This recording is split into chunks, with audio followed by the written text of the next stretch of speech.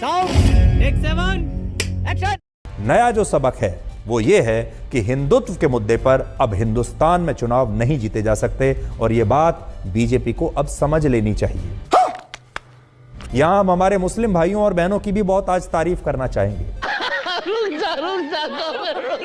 तो भैया देखा, बीजेपी के अयोध्या हारते ही सुधीर चौधरी के सुरताल बदल गए और ये मुसलमानों को भी भाई बहन कहने लगा। लल्लन भैया सुरताल तो बदलेंगे ही, क्योंकि अब की बार ऊंट और पहाड़ दोनों जमीन पर उतर आया है और यूपी वालों ने बीजेपी वालों को सांड की तरह भगाया है। और लल्लन भैया अब ये लोग सिर्फ भाईचारे की ही नहीं बल्कि देश के जरूरी मुद्दों पर भी बात करेंगे, क्योंकि आत्मनिर्भर बनाने वाले अब खुद दूसरों पर निर्भर हो चुके हैं। लेकिन भैया मुझे तो लगता है कि अब की बार इनका चेक बाउंस हो गया है, इसलिए दानों से मानो बनने की एक्टिंग कर रहे हैं। वरना चाहे महंगा हो टमाटर, चाहे महंगा हो प्याज, ये केवल दिखाते थे तरह तरह के जिहाद। गजब बेइज्जती है। ये बिल्कुल सही कहा आपने, क्योंकि इतने प्रकार के तो मार्केट में बालाजी कंपनी के बेफर भी नहीं होंगे जितने प्रकार के इन महाशय ने जिहाद फैला दिए थे। वैसे लल्लन भैया आप देखना, डंकापति के जुमले में भी काफी गिरावट आ जाएगी, क्योंकि धर्म के नाम पर वोट तो छोड़ो, अब कोई एक बीड़ी तक नहीं देने वाला। जिसकी असली वजह यह है कि न महंगाई पर लगाम है, न रोजगार, न नौकरियां, और पढ़ लिख कर युवा चरा रहे हैं भैंस और बकरियां।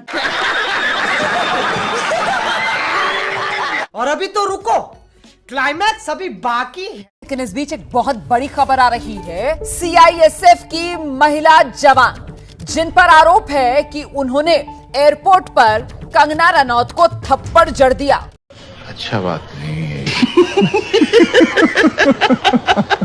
तो भैया सुना, 2014 में आजाद होने वाली कंगना रनौत को सीआईएसएफ की महिला जवान ने थप्पड़ जड़ दिया। तब तो लल्लन भैया ये बहुत ही बुरा हुआ, क्योंकि अभी तो बीजेपी वालों ने शपथ ग्रहण के लड्डू भी नहीं खाए थे और उससे पहले इन्हें थप्पड़ खाने को मिल गया। और भैया सबसे कमाल की बात तो ये है कि इस घटना से उन गोबर मानसिकता वालों की भी भावना आहत हो गई है, जो कन्हैया कुमार के थप्पड़ खाने पर जश्न मना रहे थे और धरना दे रहे किसानों के साथ बदसलूकी करने वाली इस लड़की को हिंदू शेरनी बता रहे थे और ट्रेन में हत्या करने वाले इस नफरती को अपना बाप बना रहे थे। लल्लन भैया इसीलिए तो लोग घनघोर बेइज्जती करते हुए ये कहते हैं कि बोया है पेड़ बबूल का तो कहाँ से मिलेगा फल, और नफरत की आग जो फैलाई है उसमें तुम भी जलोगे कल।